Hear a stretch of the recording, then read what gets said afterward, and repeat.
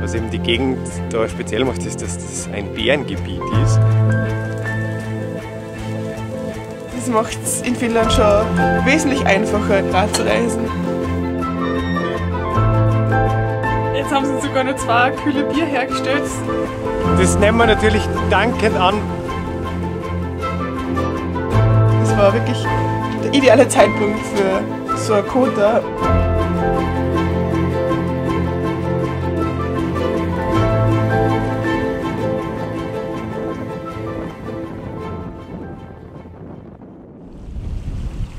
Hier, mitten im Nirgendwo, an der nördlichsten Spitze Norwegens, treffen wir eine große Entscheidung für unsere weitere Reise. Wir wollen Finnland mit dem Fahrrad von Nord nach Süd durchqueren. Menschen, denen wir in Norwegen begegneten, erzählten uns von Finnlands Wäldern, von eintönigen Straßen, die immer nur durch den Wald führen. Wald und Mücken waren wirklich das Einzige, worüber man uns erzählte. Uns macht das neugierig. Hat Finnland sonst wirklich nichts zu bieten? Wir werden der Sache auf den Grund gehen und nehmen euch natürlich mit. In diesem Sinne, willkommen bei unserem Streifzug durch ein Land der unbegrenzten Abenteuer.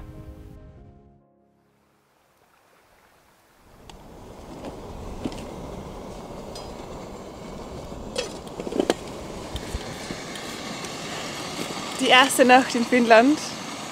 Wir haben unser Zelt normal aufgestellt, nur jetzt ist der Wind zugegangen und der Regen ist kurz bevor gestanden, mittlerweile regnet es. Jetzt haben wir beschlossen, wir bauen uns unsere Zeltunterlage als kleines Tarp auf. Das klappt super, weil der Wind kommt von da hinten und somit auch der Regen. Wir sind also da ein bisschen geschützt, können da jetzt nur gemütlich frühstücken und dann rein in die finnische Wildnis. Mit ganz viel Bären und Rentieren. Und Gößen.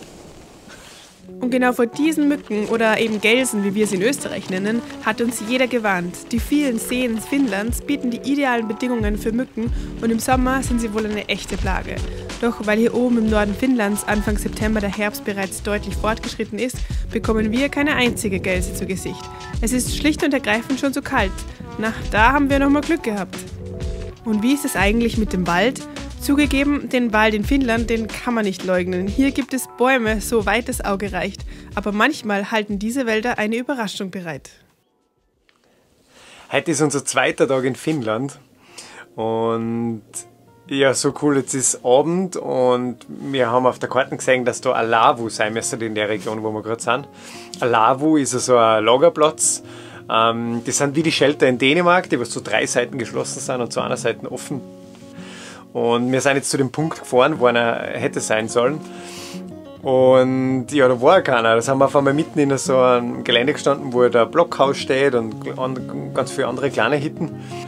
Und dann stehen wir so da, auf einmal kommen schon 2 Frauen aus der Hütten raus und sprechen uns halt an, ob wir irgendwas brauchen, ob sie uns helfen können und so. Und dann haben sie uns zum Besitzer von diesen Hütten geführt, der vermietet die da in der Region. Der hat eben dann irgendwie gesagt, dass die Lavos in der Gegend alle abgerissen worden sind. Und ja, und dann sind wir halt wieder zurückgegangen mit den Frauen zu unseren Fahrrädern, die sind noch bei einem Haus da gestanden. Und auf einmal sagen so, okay, also wenn ihr wollt, wir haben da drüben nur eine kleine Hütte, die ist geharzt, da könnt ihr heute die Nacht verbringen. Weil es ist echt so unglaublich nett, 2. Tag in Finnland, jetzt sind wir schon eingeladen worden, die sind echt so lieb, die 2. Jetzt richten sie uns noch finnische Pancakes her, über dem Lagerfeuer gemacht. Die Sauna wird gerade aufgeheizt. Das ist echt, es ist so cool und die Sauna ist, also ich liebe es, in die Sauna zu gehen.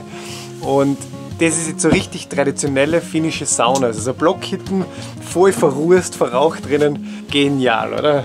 Voll. Ja. Und es gibt eine Trockentoilette. Die ist nicht so genial.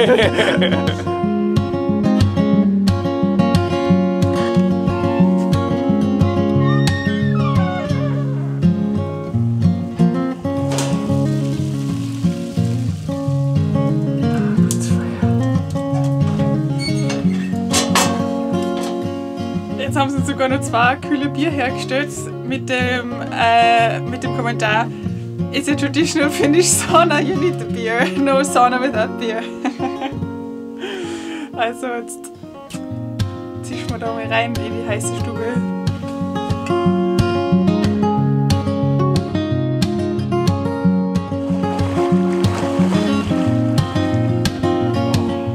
Pancakes, Bier, eine Sauna am See und 2 herzliche Menschen. Finnland auf den Wald zu reduzieren, würde sich bereits am 2. Tag falsch anfühlen.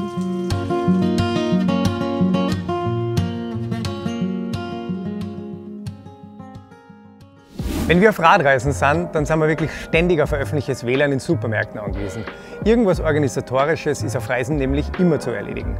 Und das bringt mich zum Sponsor des heutigen Videos. CyberGhost VPN bietet nämlich beim Surfen im öffentlichen WLAN die beste Sicherheit. Die Software verbirgt eure IP-Adresse und leitet eure Daten durch einen verschlüsselten VPN-Tunnel. So weiß wirklich niemand, was ihr euch im Internet anschaut. Auch CyberGhost selbst nicht. Mit CyberGhost VPN könnt ihr übrigens auch das Geoblocking von mehr als 40 verschiedenen Streaming-Plattformen wie Netflix, Amazon Prime oder diversen Fernsehmediatheken umgehen. Wenn ihr also einen Film anschauen wollt, der zum Beispiel nur bei Netflix in den USA zum Sehen ist, dann könnt ihr mit CyberGhost VPN den Film trotzdem anschauen. Wir nutzen das wirklich ständig. Die App könnt ihr auf allen gängigen Plattformen wie Android, iOS oder Windows nutzen, egal ob auf dem Handy, Laptop oder Smart TV. Bis zu 7 Geräte lassen Sie mit einem Abo schützen und falls ihr gar nicht so viele Geräte habt, könnt ihr das Abo einfach mit anderen teilen. Für wen das jetzt zu technisch klingt, keine Sorge. Die App ist extrem nutzerfreundlich und ihr braucht keine technischen Vorkenntnisse. Wenn du CyberGhost VPN also jetzt mal ausprobieren möchtest, dann haben wir ein richtig gutes Angebot für euch. Mit dem Link in der Videobeschreibung kriegt ihr den VPN für nur 1,94 im Monat. Außerdem gibt es 4 Monate geschenkt dazu. Falls es euch aus irgendeinem Grund doch nicht gefällt, gibt es eine 45 Tage Geld-Zurück-Garantie.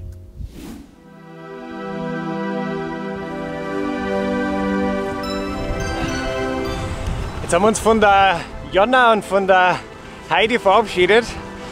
Sind wieder unterwegs. Und was in Finnland jetzt auch mega cool ist, ist, dass es wirklich überall coole Campingplätze gibt. Also es sind überall Feuerstellen, es sind überall so kleine Seen.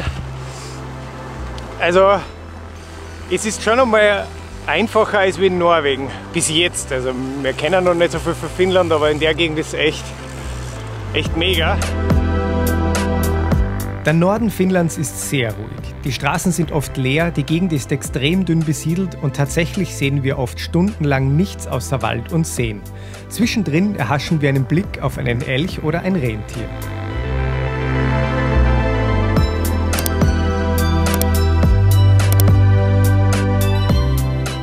Überhaupt ergeben sich dank der goldenen Herbstfarben und dem sanften Licht der Sonne immer wieder traumhafte Abendstimmungen.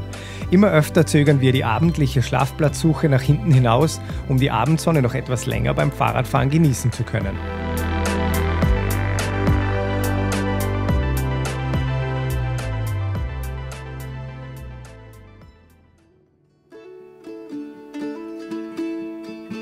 Willkommen in unserer Kota! Kota, das ist die finnische Bezeichnung für frei zugängliche Holzhütten, die überall im ganzen Land verteilt stehen. Im Gegensatz zu Lavos, wie wir zu Beginn des Videos bereits erwähnt haben, die zu 3 Seiten geschlossen sind, sind Kotas verschließbare Hütten mit einer Feuerstelle in der Mitte. Diese Hütten werden so gut instand gehalten, dass immer ausreichend Feuerholz zur Verfügung steht. Wir nutzen das Feuer, um unser Essen zu kochen, um uns in den kalten Nächten warm zu halten und um unsere Sachen zu trocknen.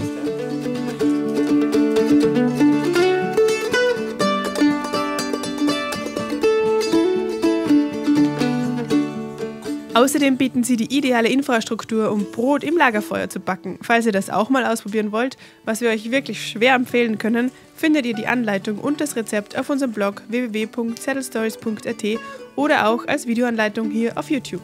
Die Links findet ihr in der Videobeschreibung. Schmeckt richtig gut. Vor allem jetzt, wenn wir es mal mit Butter essen und mit Käse und mit Tomaten. Oh, herrlich. Als wir die Kota wieder verlassen, trauen wir unseren Augen kaum. Hier ist doch tatsächlich ein Skigebiet. Und man kann hier nicht nur langlaufen, was in Finnland natürlich eine lange Tradition hat. Nein, auf den kleinen Hügeln gibt es sogar Sessellifte. Bei dem Anblick mussten wir als Österreicher schon ein bisschen schmunzeln. Mit einem Lift hätten wir im vermeintlich flachen Finnland wirklich nicht gerechnet. Für uns geht es weiter und der Weg führt uns, wer hätte es gedacht, durch den Wald. Mittlerweile sind viele Blätter bereits gelb gefärbt und in der Nacht wird es eisig kalt. Doch Finnland hat für solche Witterungen vorgesorgt.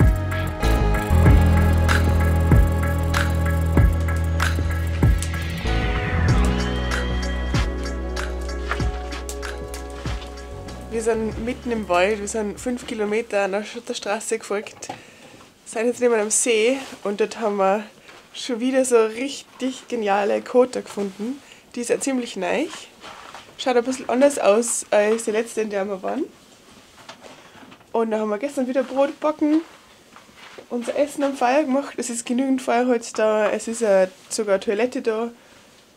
Ja, mit Wäscheleine, unsere ganzen Sachen haben wir trocknen können, weil die Nacht davor war richtig nass und unsere ganzen Sachen waren nass. Das war wirklich der ideale Zeitpunkt für so ein Kota, wo man Schlafsäcke und alles mit dem Feuer trocknen hat können.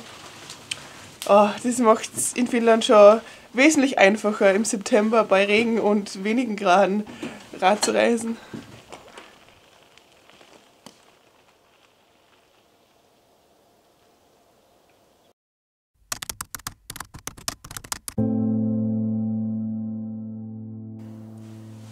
Ja, heute haben wir schon nach 42 Kilometern Schluss gemacht. Nicht nur, weil wir da so ein schönes Kota wiedergefunden haben, sondern weil wir ein bisschen müde sind. Ja, irgendwie so nach dem erreichten Ziel Nordkap fällt es uns jetzt manchmal ein bisschen schwerer, die Motivation aufrechtzuerhalten. Ja. Und dazu kommt halt auch, das Wetter ist jetzt nicht unbedingt motivationsfördernd. Ja, es ist kalt. Nass. Also es macht uns schon noch voll Spaß, aber ich würde sagen, die Motivationslöcher, die fällt mir schneller rein als vorher. Voll.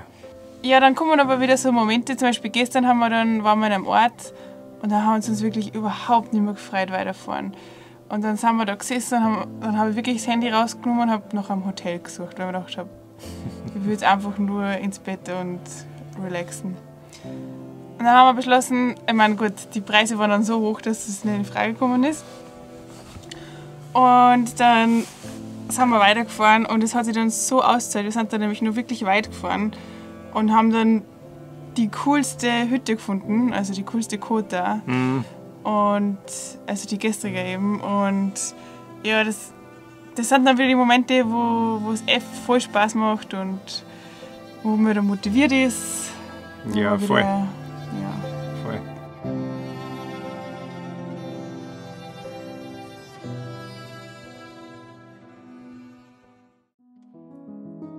Wir fallen von einem Motivationsloch ins nächste und das, obwohl sich Finnland von seiner allerschönsten Seite zeigt. Der Herbst war immer schon unsere Lieblingsjahreszeit beim Radreisen, weil die Verwandlung der Natur das schönste Spektakel überhaupt ist. Bäume und Pflanzen bereiten sich auf den bevorstehenden Winter vor, verfärben ihre Blätter und werfen sie ab. Auch die Tierwelt ist auf Nahrungssuche, besonders dieses große, braune, furchteinflößende Tier, das nachts durch die Wälder Finnlands streift.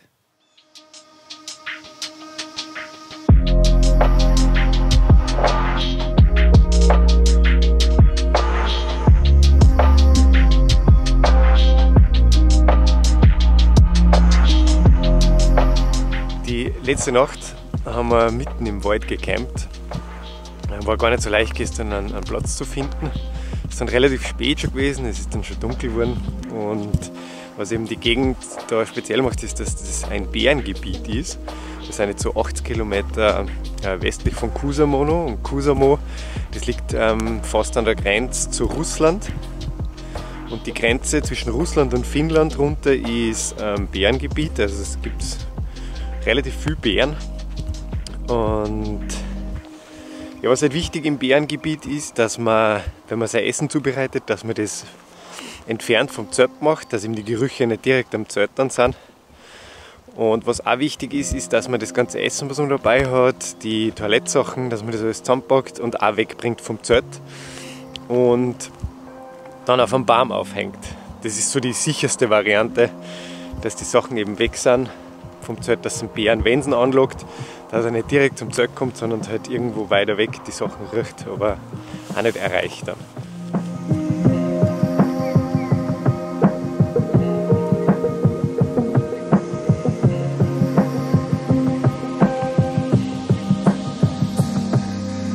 Unsere Vorkehrungen scheinen ihren Sinn erfüllt zu haben, denn eine Begegnung mit einem Bären ist uns zum Glück erspart geblieben. Überhaupt scheint das Glück auf unserer Seite zu sein. Blauer Himmel und Sonnenschein, das ist nichts Alltägliches in Finnland. Doch unsere Kräfte kommen trotzdem nicht zurück. Wir schleppen uns die letzten Kilometer Richtung Kuusamo und treffen endlich eine Entscheidung.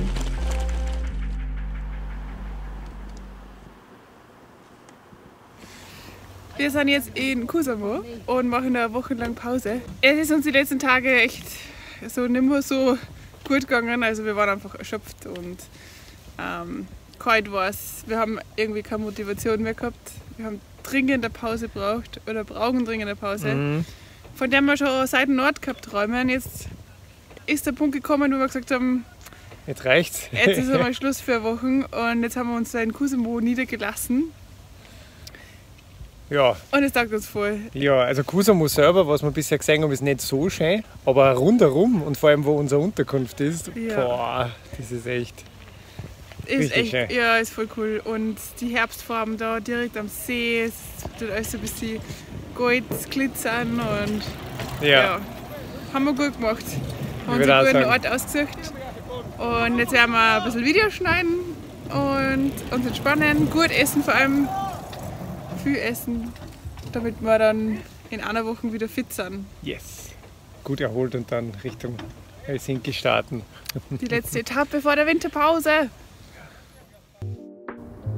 Nur mal eine Erinnerung an unser Angebot von CyberGhost VPN. Die App hat mittlerweile über 38 Millionen Nutzer und wenn ihr auch auf der Suche nach einem VPN seid, dann kriegt ihr über den Link in der Videobeschreibung den VPN für nur 1,94 im Monat. Und 4 Monate gibt es kostenlos obendrauf. Natürlich mit einer 45-Tage-Geld-Zurück-Garantie. Nächste Woche erzählen wir euch die kuriose Geschichte, warum wir eine Nacht in einem Plumpsklo verbringen haben müssen. Wer das nicht verpassen will, kann gerne unseren Kanal abonnieren und wir sehen uns dann in 2 Wochen wieder.